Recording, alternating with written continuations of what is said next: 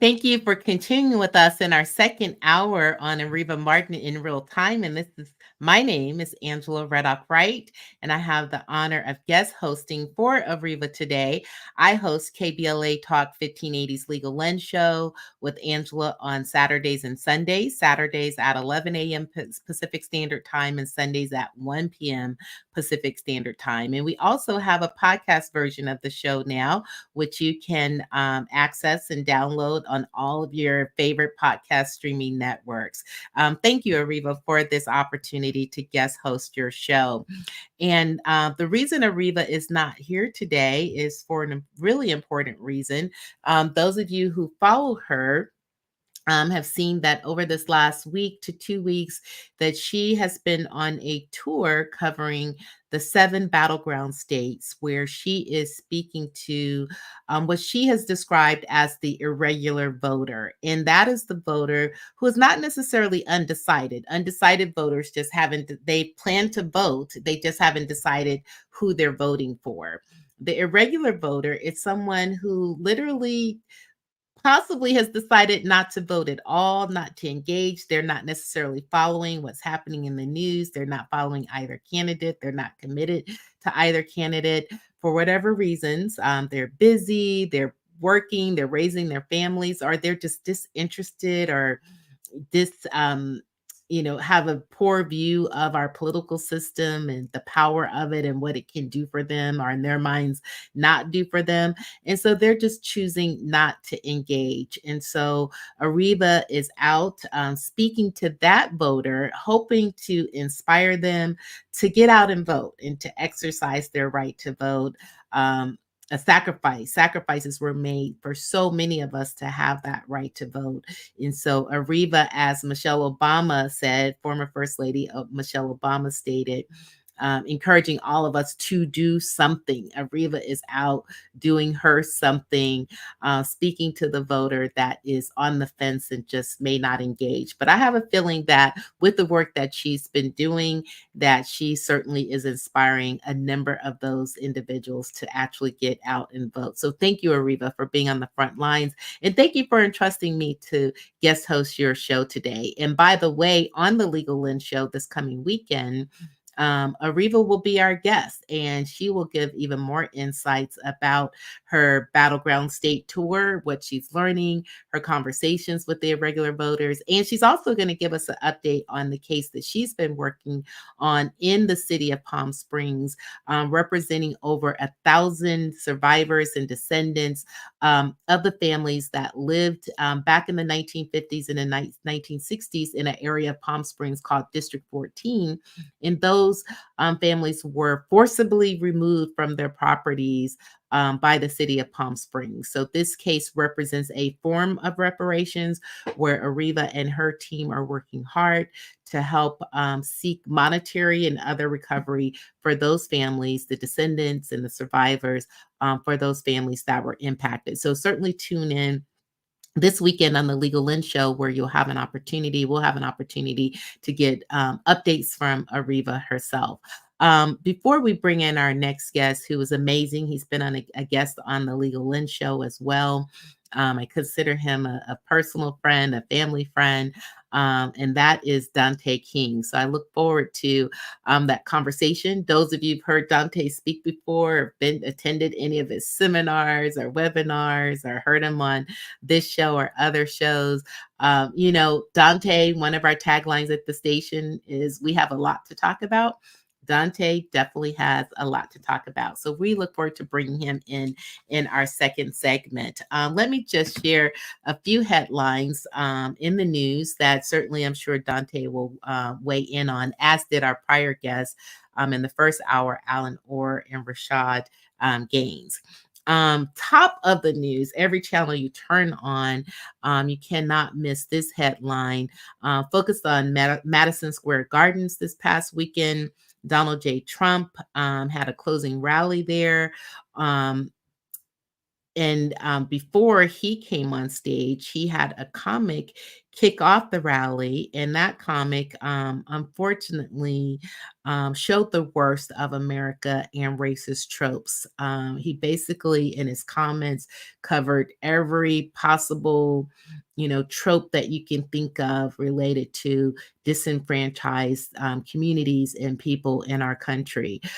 He stated that Puerto Rico, he referred to it as a floating island of garbage. Then he mocked Hispanics as failing to use birth control, Jews as cheap, and Palestinians as rock throwers. And he called out a Black man in the audience with a reference to watermelon. Um, Dante's going to weigh in on that. And I think people across the aisles have been weighing in that if we didn't believe President Trump before, that this rally this past weekend should show, what that campaign is made of. Additionally, with 1 week to go to the election, Kamala Harris's lead over Donald J. Trump in the national polls is starting to get very thin, which is why many of us are working within our families, our friends, out on the front lines, traveling to battleground states, doing what we can to make sure that people get out to vote and that those on the fence get out to vote, because the margins are very, very thin. Dante is going to weigh in on that in particular, and also particularly as it relates to Black men, which our two prior guests weighed in on as well. Overall, Vice President Harris leads by less than 1 percentage point, according to some polls. The New York Times poll in particular. It's her smallest lead since mid-August. So definitely we cannot take this election for granted. We cannot stay at home, and we have to encourage others not to stay at home also. We are concerned about possible attacks on our voting systems. U.S. intelligence agencies have identified domestic extremists with grievances rooted in election-related conspiracy theories, including beliefs in widespread voter fraud and animosity toward the political system, as the most likely threats of violence in the coming election. In a joint intelligence bulletin that was not distributed publicly but was reviewed by NBC News agents from the FBI and the Department of Homeland Security, they warned state and local law enforcement agencies that domestic violence extremists seeking to terrorize and disrupt the vote are a threat to the election and throughout Inauguration Day. So we certainly hope those agencies and law enforcement are on high alert and are doing all they can to try to cover to try to ensure integrity in the election process, and even what happens after the election. And then we turn our attention to Philadelphia, which is one of the battleground cities in a battleground state of Pennsylvania. The district attorney there, Larry Krasner, is suing Elon Musk and his super PAC to block their $1 million giveaway to registered voters, seeking to halt the lottery-style stunt that election experts and the Department of Justice have warned might violate federal law. Krasner is seeking an injunction, and he argued in the filing of that injunction that the effort is an illegal, unregulated lottery, sidestepping the question of whether it violates vote buying laws. We certainly don't want anyone, even billionaires like Elon Musk, seeking to buy any vote. We want all votes to be earned and gotten through fair campaigning and election laws. And then finally, Senator J.D. Vance of Ohio, also Donald Trump's vice presidential running mate, has been in the news this weekend. On Saturday, he declined to characterize Russian President Putin as an enemy, saying instead that, and I quote, "I think that he's clearly an adversary. He is a competitor." And then he also stated, "But I think that we also have to be smart about diplomacy."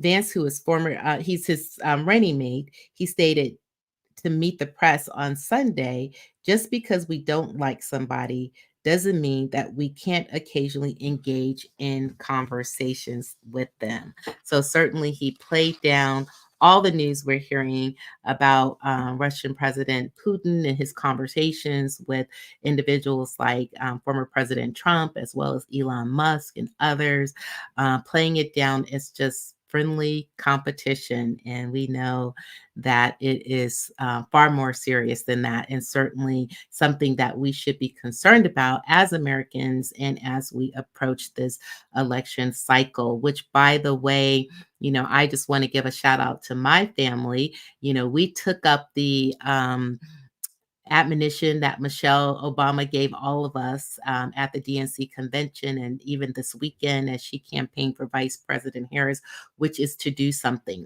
And we had our own family meeting where we literally went through the ballot, our California and our local ballots, and looked at, everything from the presidential race to local races, state races, the propositions. And in some areas we agreed, some areas we disagreed, but the point is we talked it through. And we maintained our commitment to be a part of this election cycle and to be a part of voting, because we know that this election is truly consequential. So we're encouraging you, no matter, you don't have to be a Michelle Obama, you don't have to be a Beyonce, you don't have to be a Kelly Rowland to do something. You can do something from the comfort of your own home to make sure that you are a part of ensuring that everyone that can exercises their right to vote, particularly the men in your family, particularly the young adults in your family, and anyone, quite frankly, who's on the fence or just feels like that this doesn't matter and it doesn't affect them. I said in the prior segment that voting, although it's, one person, one vote, it's like clapping or standing together in ovation for something. Is that when you put together that one clap with other claps, you overwhelmingly get the response of a great, clapping response. And so voting is like that as well. While you may feel like your vote doesn't count, it actually counts because it becomes a part of millions of votes that ultimately matter and ultimately will decide this race. Of course, the majority, we live in a country where the majority vote matters, but ultimately the Electoral College weighs in terms of, where the vote actually ultimately lies. And that creates a lot of worry and concern for many of us who question whether the Electoral College is something that we still need. And we know that the Electoral College, just by, whim, mark of their pen, can, change even what the popular vote looks like. We saw that years ago in the race with Al Gore when he ran for president, and in other historical elections. But the point now, we may not have that much control over the Electoral College, but we have control over what we do personally, and we have influence over our family and our friends and our network. So use that power of the one vote, use that power that you have within your circle to make a difference. And so with that, we look forward to welcoming Dante King in our next segment. I will more formally introduce him at that time, but I'm excited to be in conversation with him about the issues that matter and are of consequence as we're speaking today on Monday, October the 28th. So you're tuned in to KBLA Talk 1580, Areva Martin in real time. Come forward with us, and I promise you an engaging and enlightening and empowered conversation with our next guest, Dante King. You're listening to Areva Martin in real time on KBLA Talk 1580.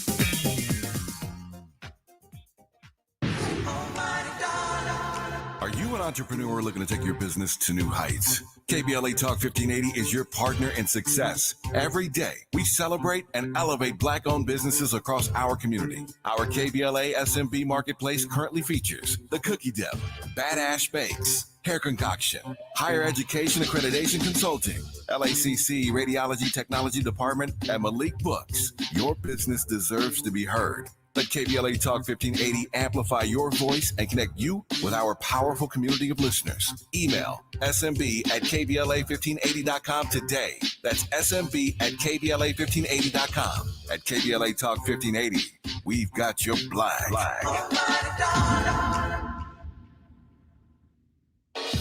Spend an evening with Ambassador Susan E. Rice at Pomona College on Saturday, November 2nd at 7 p.m. for the John A. Payton Distinguished Lectureship. Ambassador Rice is the only person ever to have served as both National Security Advisor and Domestic Policy Advisor. This event is free and open to the public, but tickets are required. Visit pomona.edu/Payton-ticket to reserve tickets now. Whoa, it's you, the Capital One Bank guy. That's what they call me. Mind if I get a selfie? Yeah, sure thing. Say no fees or minimums on your Capital One checking account. Wow, that's a keeper. So, where are you heading? I'm off to spread the good news that Capital One helps people keep more money in their wallet with no overdraft fees. Oh, you're the best Capital One Bank guy. Hey, mind if I get a selfie? Sure. Say, Capital One, what's in your wallet? Terms apply. See CapitalOne.com/bank for details. Capital One NA, member FDIC. Hey, what are you doing up on the step stool? About to clean these light fixtures. The whole family's coming over. And if there's even a speck of dust in the house, my abuela will find it. Here, I got a Swiffer duster to help with that. A Swiffer what? A Swiffer duster. It has this cool extendable handle that reaches 6 feet to get high and low, with fluffy dusters that easily trap and lock dust. So no more step stool? No more step stool. Easily trap and lock dust from hard-to-reach places with the Swiffer duster. Love it or your money back.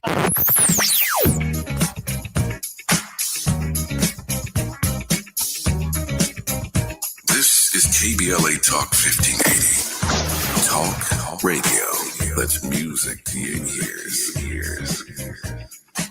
We're unapologetically progressive. KBLA Talk 1580.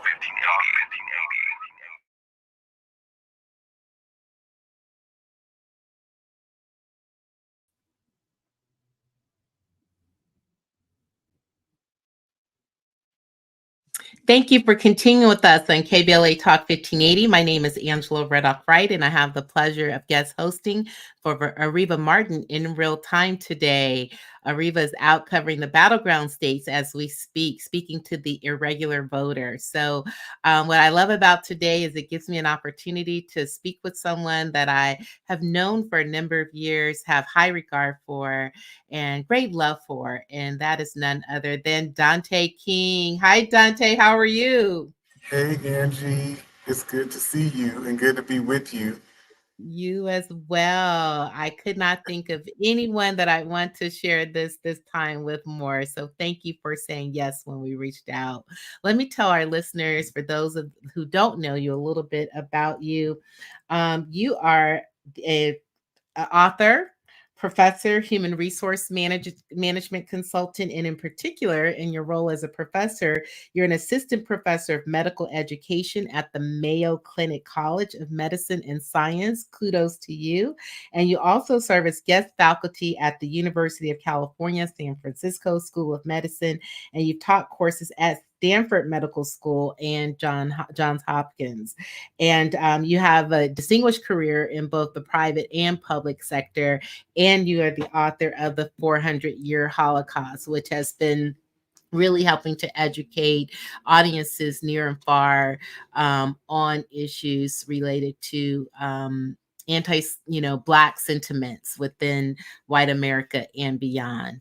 And you have a lot of thoughts about what's going on in this current presidential cycle, in particular, as it relates to the polls we're seeing in terms of how Vice President Harris is tracking among male voters, and in particular, Black male voters. Let's start there. What are the polls showing? And kind of let's start with your weigh-in on what these numbers show and reflect. Okay. Well, thanks for inviting me to the conversation first. It is wonderful to see you. As always, I have great love for you too. The last polls that I saw showed that roughly 70 to 75% of the Black male vote was leaning toward Kamala Harris. Okay. The way that I think about polls is that they are tools to motivate people to vote.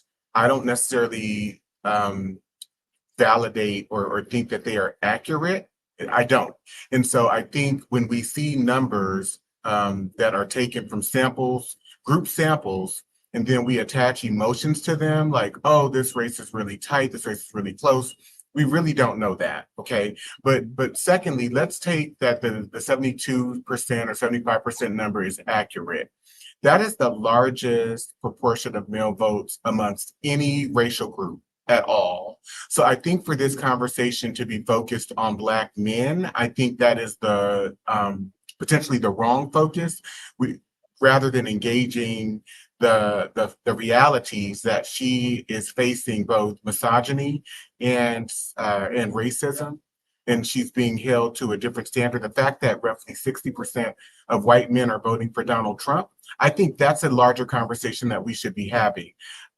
If we are to say that there are factions of Black males who are not supporting her, I do think that is more of a layered conversation. I myself, for one personally, was not going to vote in this election at all because I have American institution fatigue. I have fatigue with the educational system, with the political system, with the economic system. None of these institutions have ever worked in favor of Black people at all. And so I was tired. Even when it's the Black president. That's right. Oh, let's be Okay. very clear. Barack Obama was a biracial Black man who was the face of a white political system, a white governmental institution. These institutions were not founded by Black people for Black people. They were founded by white people for the benefit of white people. And they work in terms of processes of both white sponsorship and white affirmative action, processes of white affirmative action that are just normalized, which go unaddressed and unaccounted for in our daily discourse. Okay. And so you were not going to vote. You are the person that Areva is out meeting with now as she's covering the battleground states. And she calls them irregular voters, but I think you've probably been a regular voter up until this time. Like you normally vote, but we're possibly going to sit this one out. That's right. Absolutely. Okay. Because and are you still planning to sit it out? No, I will be voting. What changed your mind? The abortion issue was the number one issue for me because I think that it gave us the opportunity to see how inhumane white people can be and how inhumane they have been. I think when we look at the history of this country, the fact that a byproduct of the institution of racial slavery was that you had white men in positions of authority who legalized the rapes of Black women and required them to carry the babies of their rapists to full terms and to deliver those babies. And we're now right back at that place where you have in roughly 15 to 17 states laws that have been passed that say that there are no exceptions for incest or rape. That is of the same cloth. That is of the same mindset. That is of the same nature. And I believe that it is psychotic. It is representative of malignant narcissists who are also sociopaths who have been placed in positions of power and authority. And this stuff is not natural at all whatsoever. And yet it's been normalized in this culture. And I do believe that we are in a very serious place, a place that we haven't been for many, many years in this country, because people call it fascism, they call it xenophobia, all of these different names. But what we're not saying in very simplistic and basic terms is that we are dealing with people who are hateful and who are literally psychopathic towards anyone who is not like them. And Dante, you were speaking about these issues before this election cycle, particularly when you published your book before your 400-year Holocaust. And as we can hear in your bio, you are speaking primarily, in large part, to white audiences. As we close out, how are white audiences receiving these messages? You're sending some strong messages with some strong language. How are they receiving the messages about what you call anti-Blackness in the history of this country? For sure. So it's pro-whiteness and it's anti-non-whiteness and most severely anti-Blackness. And what I appreciate is most white people that I encounter who open themselves up to understanding just state by state, colony by colony, the laws that were enacted in each of the colonies, that were enacted also at the state level. And I've been able to lay out a very factual argument, just looking at the laws and how these laws were aimed at targeting Black people severely. Many white people are open to that conversation. They're shocked by it because what I also found is that most white people don't know their own history. They don't even know how they became white. And they don't know the things that begin to shape and define and legitimize whiteness. And so when you, for example, call into question things like the Head Rights Act, which gave every colonizer who purchased an enslaved African person 50 acres of land for free. And then when you bring into the discussion the Homestead Acts that were signed into law in 1862 under President Abraham Lincoln. President Abraham Lincoln gave away 160 acres of land to every white person that went to a land office, filled out the application, as well as to immigrants. Hold that thought, Dante. We're going to bring you in just for a few minutes in our next segment, just to round out some of your thinking in this presidential election cycle. And we'll also have Sunny Slaughter, top law enforcement consultant and commentator, join us as well. Come forward with us. More of Areva Martin in real time when we come forward. I'm Amber Payton with 4 things you should know from BIN News. Rallying for Vice President Harris, Michelle Obama urged men to back Harris, stressing women's right and healthcare access. Harris echoed this, warning of restricted options for women. Polls show men support Harris less, with some favoring Trump over diversity concerns. Local civil rights leaders in Virginia are coming together to address a recent incident in Henrico County. A racial slur was written on a Henrico High School bus last week. Police suspect a Hanover High School student. Forecasters are tracking what could become the next tropical depression or storm. The National Hurricane Center in Miami says the system could develop from a broad area of low pressure that's likely to form over the Caribbean in a few days. And early voting is underway in most states as Election Day nears. So far, some 42 million people across the country have already cast their ballot. Officials have reported record-breaking early voting turnout in several swing states, including Georgia and North Carolina. Get BIN News on demand 24/7 at BINnews.com. In South LA, a crash blocking the carpool in the 2 left lanes at the 105 eastbound before the 110. It's backed up 20 minutes. In Diamond Bar, a stalled vehicle, the carpool lane is blocked at the 60 westbound at the 57. Traffic is heavy from Grand. And slow traffic at the 405 southbound between Wilshire and La Tierra. Also a backup at the 101 southbound between Hollywood Boulevard and Mission Road. It's backed up 30 minutes. And a stalled vehicle in Sherman Oaks at the 101 northbound before the 405. That's in the left lane, and traffic is heavy from Coldwater Canyon. Hi, I'm Kyle at BlindStar.com. I started BlindStar in 2010 in my garage after I overpaid for new blinds. I researched the industry, hired my mom, and 14 years later, we're one of the largest retailers of custom blinds in the U.S. Don't pay too much for new blinds. Go to BlindStar.com. This is the KBLA Sports Minute with Ray Richardson.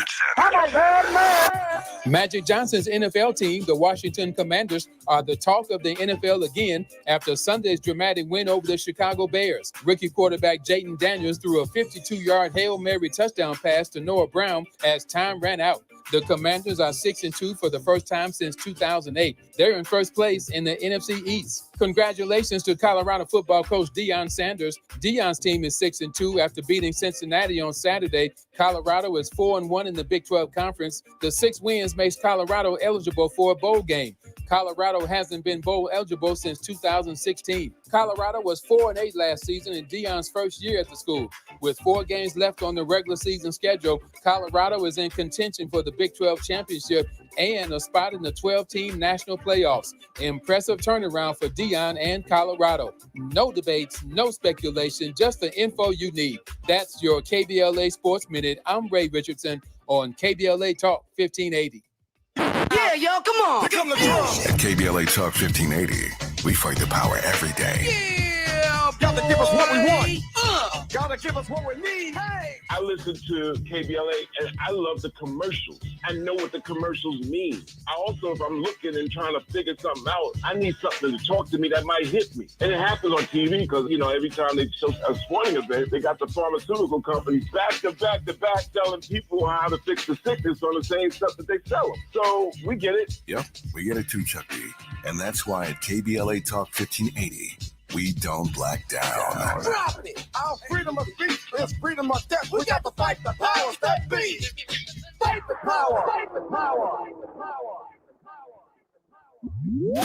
Linking social justice and climate justice all year long. We're unapologetically progressive. KBLA Talk 1580.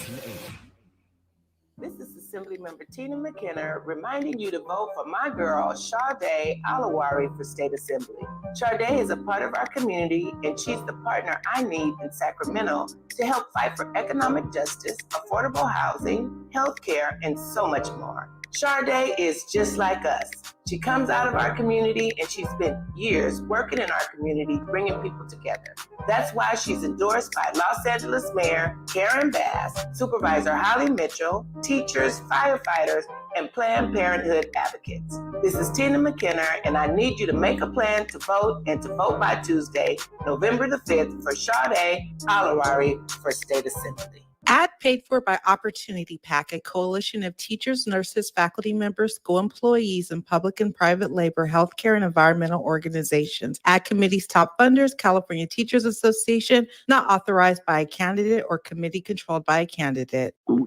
Oh no, stomach issues again? Stomach issues? Who are you? Your pancreas. I could be the real reason for your diarrhea, gas, bloating, stomach pain, or loose oily stools. I thought it was my stomach. People often do, but any of these symptoms could mean having a condition called exocrine pancreatic insufficiency, or EPI. With EPI, the pancreas doesn't release enough enzymes to break down food, but EPI is manageable. Use the symptom checker on identifyepi.com and speak with your doctor. That's identifyepi.com. Sponsored by AbbVie. I occasionally have nerve discomfort in my hands, so the things I love to do Let's play something, Grandma. became difficult as I got older. If you have occasional stabbing and burning in your hands and feet, try Nervive Nerve Relief. Nervive's clinically studied dose of alpha-lipoic acid reduces occasional nerve discomfort in as little as 7 days with continued daily use. Say yes to healthy nerves with Nervive Nerve Relief. These statements have not been evaluated by the Food and Drug Administration. This product is not intended to...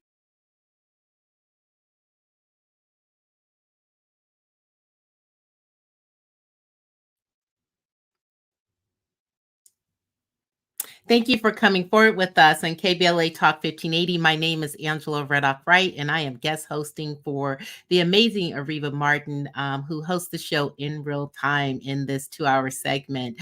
Our guest in this half hour is Dante King.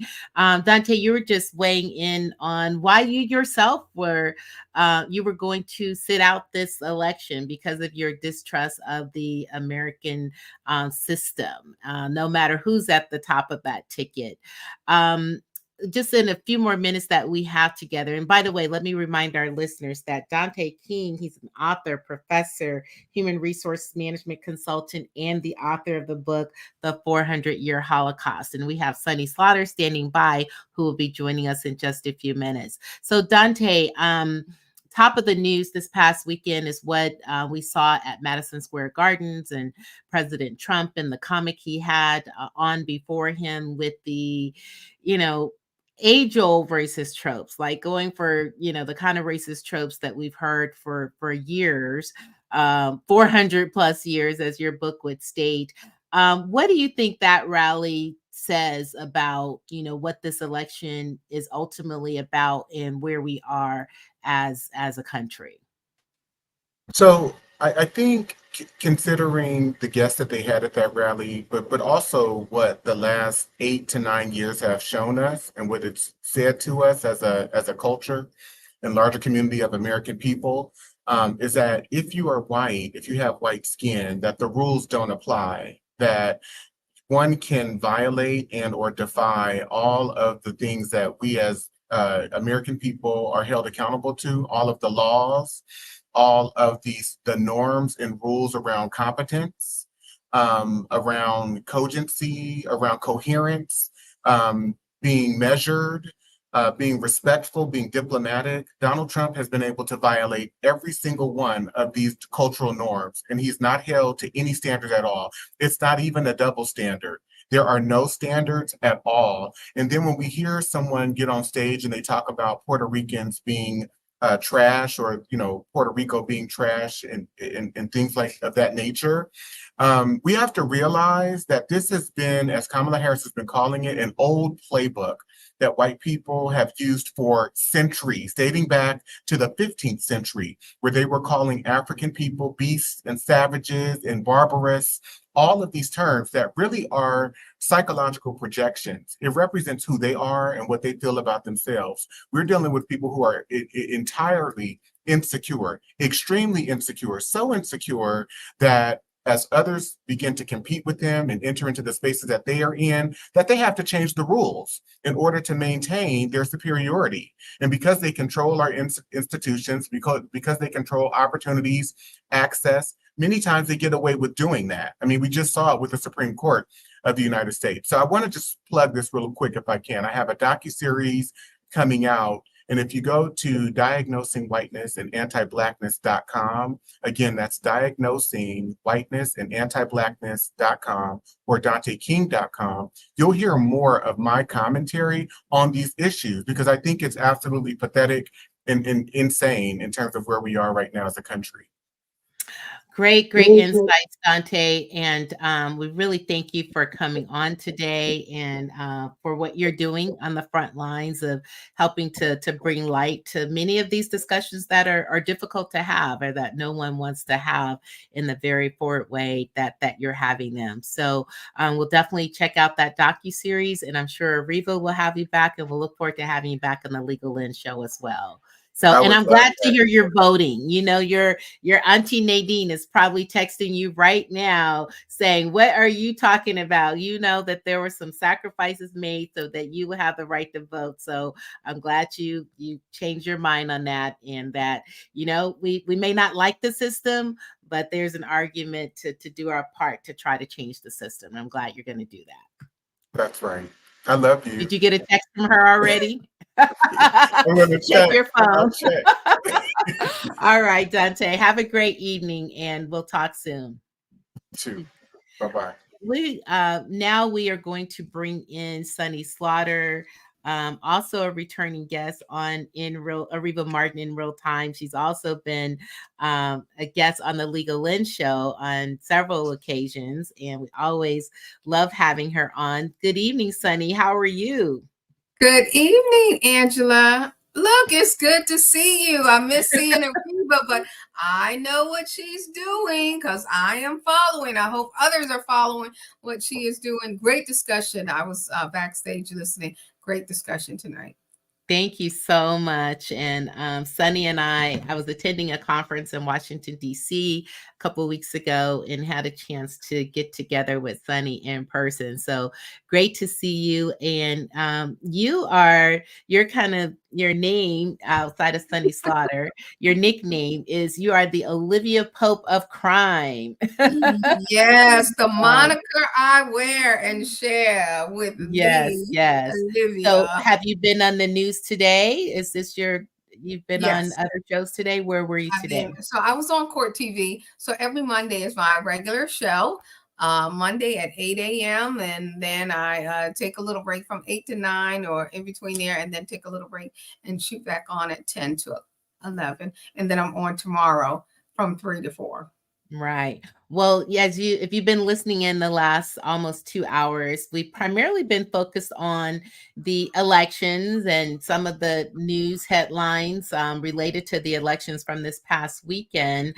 But we thought in this last half hour, we would change it up a little bit and talk about some of the headlines in the area of crime, in particular women in crime. I follow you on social media, and I saw you posted about that earlier today, and I was like, you know what, that has a ring to it. I want to talk to Sunny about what she's covering on Court TV and other areas. But before I do, let me just, we just started talking. Let me formally introduce you. Sunny Slaughter, she is a law enforcement and litigation consultant and a recurring legal analyst on prominent platforms such as Court TV, the Law and Crime Network, Scripps News, CNN, News Nation, and Crime Door TV. And I think we actually first met, we were both guests on Scripps News or News Nation some time ago. And in these roles, as she's indicated, she provides expert and authoritative legal analysis on high-profile trials, crimes, celebrity cases, and significant incidents nationwide, drawing from her wealth of knowledge and experience. And so, Sunny, this is the month of October. It's National Domestic Violence Awareness Month, and you've been covering women who murdered. These women are making headlines, from Melody Ferris to Sarah Boone, Leilani Simon, Jennifer Gledhill. What's going on? Are women just getting sick and tired and kind of having that moment where they lose it? Not these women. Okay. These women are not, I do not want people to think that women are the victims in these particular cases and that they are somehow taking the reins back. That would be a misnomer and a misconception. It is really important when we think about the evolution of our lives and conversations around violence and victimization, that we evolve our thoughts, language, and processes and laws related to, how we are covering these stories and how we take them in. Melody Ferris murdered her husband, is alleged to have murdered her husband, who was a very prominent attorney in Georgia, by burning on a burn pit. Sarah Boone's case just settled, and this case was unique. And I want to talk about this really quick. This was before, let's pick up the Sarah Boone case in our next segment. Okay. So you can give full conversation to it. But Melody Ferris, she's currently out on bail for $250,000, right? Yes. And quickly, you said she burned. What happened in that case? So her husband was a very prominent attorney with Burr and Foreman, which has offices in multiple locations. And I actually lived in Alabama for a long time. So I had colleagues with Burr and Foreman. And he was found on July the 5th, 2018, his remains in the burn pit on their property.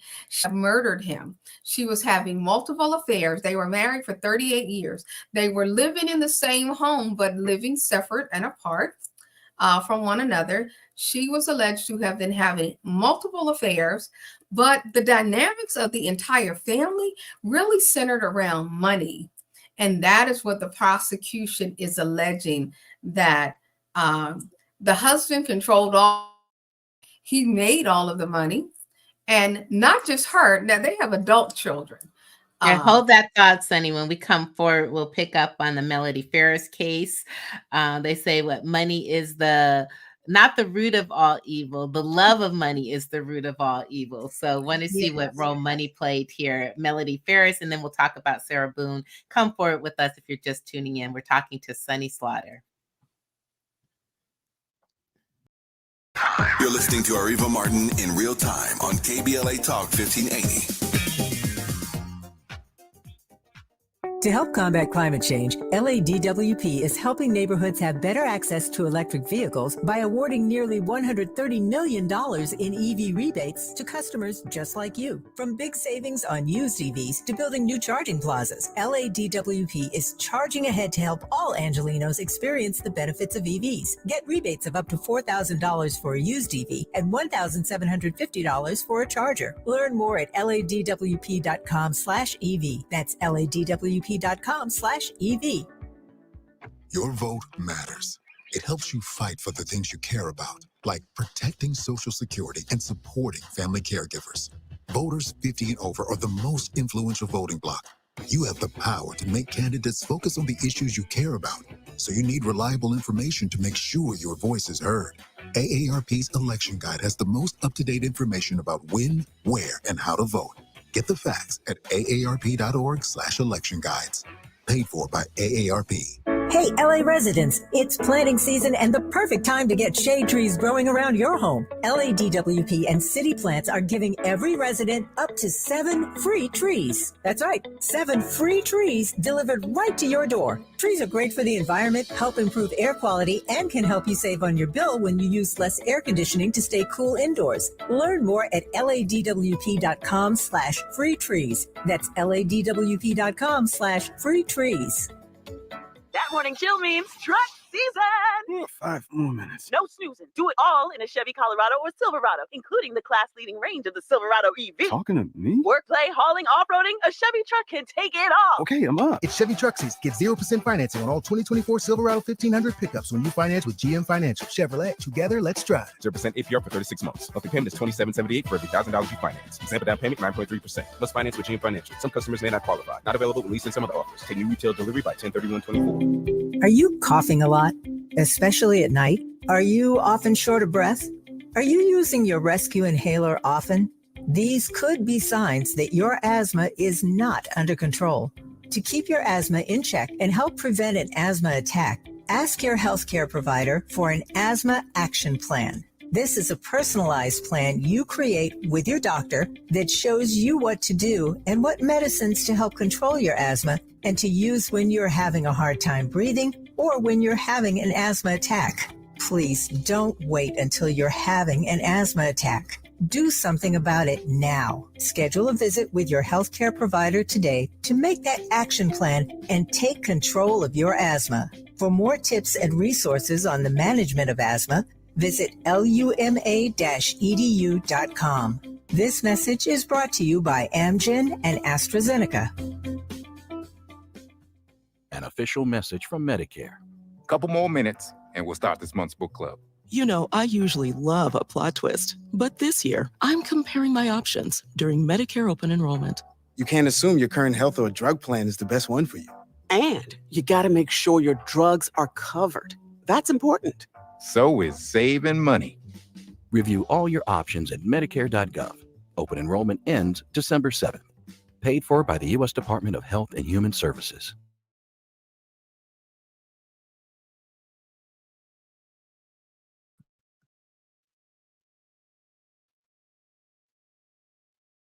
Thank you for continuing with us as we close out this 2-hour segment on Areva Martin in real time. And my name is Angela Reddock Wright, and I've had the honor of guest hosting for her. And I host KBLA Talk 1580's Legal Lens show on the weekends, where you can catch Areva on my show this weekend talking about her work in the battleground states this last couple of weeks. We're so privileged to welcome to the show and close out this hour with Sunny Slaughter, a top legal analyst on Court TV and other networks, as well as a law enforcement and litigation consultant. Sunny, you are following what you call Women Who Murder and Women in Crime. Melody Ferris, motivated by money is what the prosecutors are saying. This case is based in Atlanta. What's the current status of the case? So today was her, I think it's day 16. Her daughter was testifying, the youngest daughter, the last daughter, testified on behalf of the defense. The other children testified on behalf of the prosecution.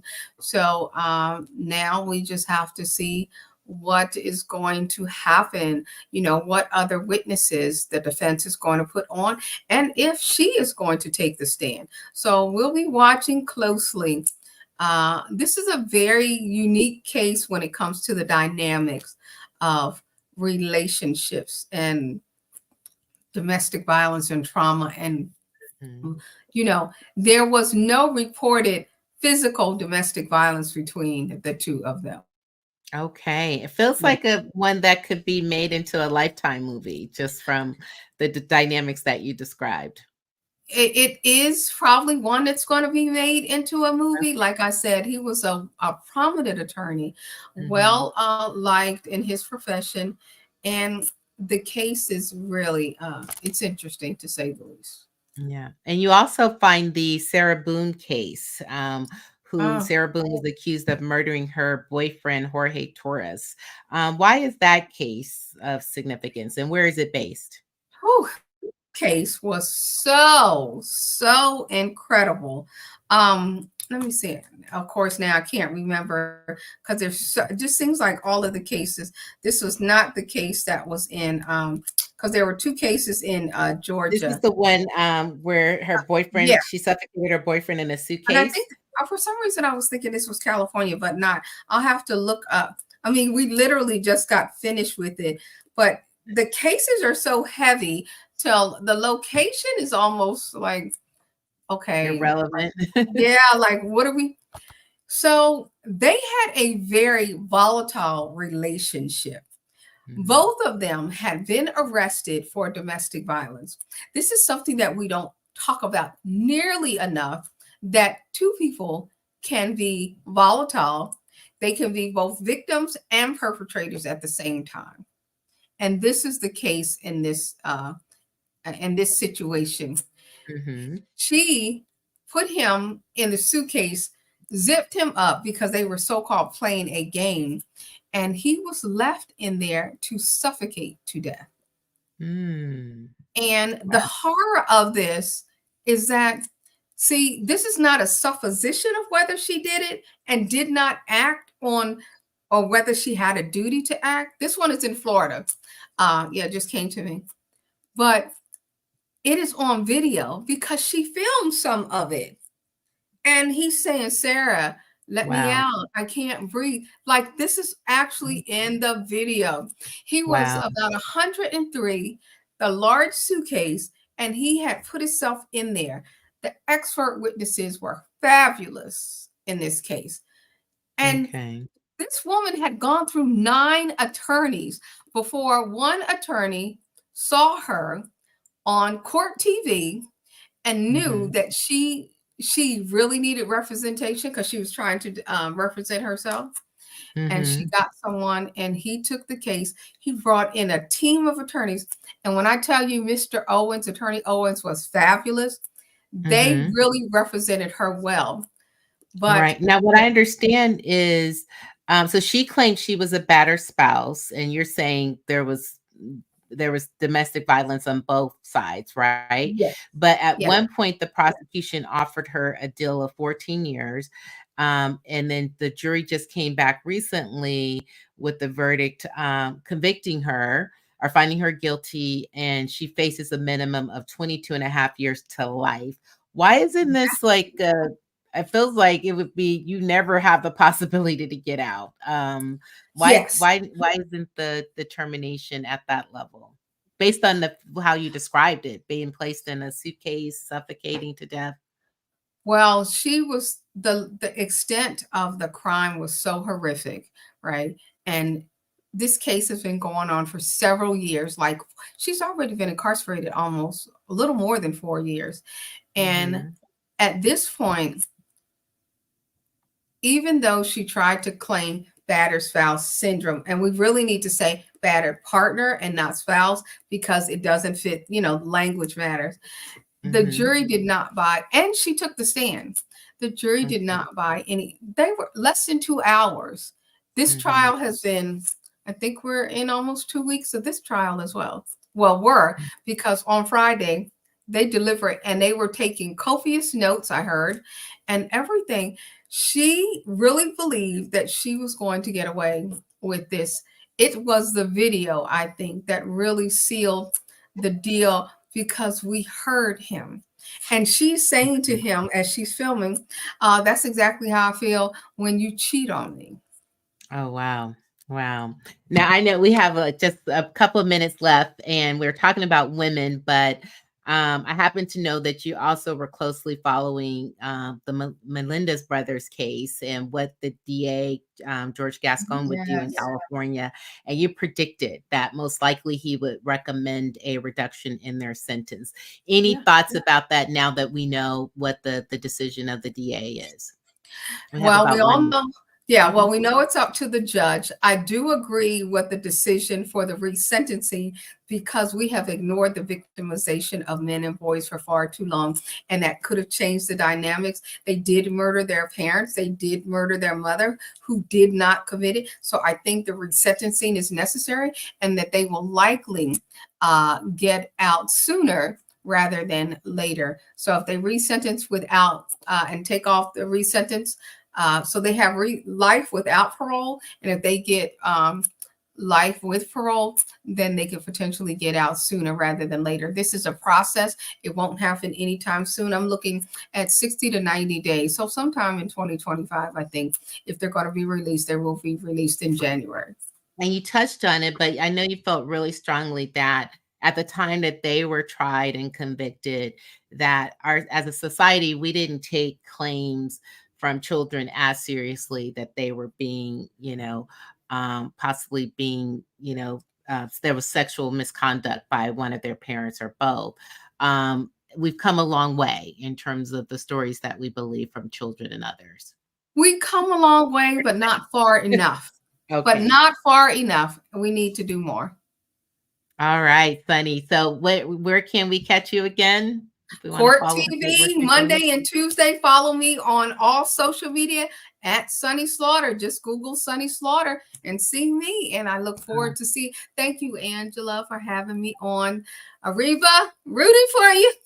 Yes, yes. And thank you for Sunny for coming on, and thanks for all you do and being on the front lines yourself. Folks, for this last 2 hours, you've been tuned into Areva Martin in real time. My name is Angela Reddock Wright, and I've had the pleasure of guest hosting. You can continue to listen to me and listen to the fabulous guests that I have on my show on Legal Lens, which comes on the weekends, Saturdays at 11 a.m. Pacific Standard Time, and Sundays, the replay at 1 p.m. Pacific Standard Time. And now we have a podcast, The Legal Lens with Angela Reddock Wright, podcast that you can find on all of your streaming networks. This weekend, Areva Martin herself is joining us to tell us about her work in the battleground states, as well as a status on her Palm Springs reparations case. So please join us, and thank you, Areva, for this opportunity. Thank you, Sunny, and all of our guests today. And just remember to smile and be kind to folks. The world needs a lot more of that. And remember to vote. Yes. Vote. So much was sacrificed, so we all have that right. So no matter what you do in this next week, that is your top to-do item. Vote. So thank you so much. Have a great evening, folks. And up next, we have a fabulous show planned for you. So stay tuned. Trail in Philadelphia. Meanwhile, former President Trump is set to hold a rally in Atlanta. New York City is expanding health benefits to non-union employees. Black Mayor Eric Adams' administration